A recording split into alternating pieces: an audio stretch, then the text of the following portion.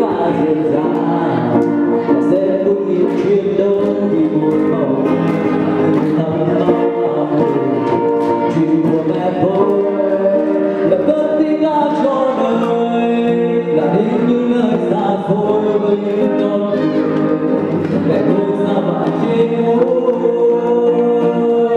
Một ngày mới khi anh ngắt lên và kẻ đường trên vòng hoa xanh là tình yêu trong đêm đó anh gần về nhau.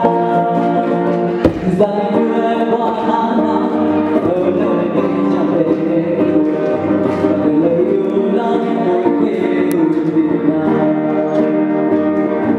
Yêu lắm nơi này giờ bay đừng ta cho nhau, yêu lắm nơi này tình em vẫn vẫn chưa qua nhanh, yêu lắm những gì nhẹ trôi em đêm.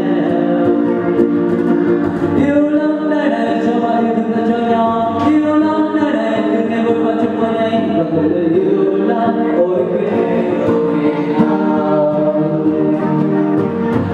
Rồi ngày tháng trôi bao đổi thay đến với cuộc đời thì trong trái tim tôi luôn tự hào là người Việt Nam.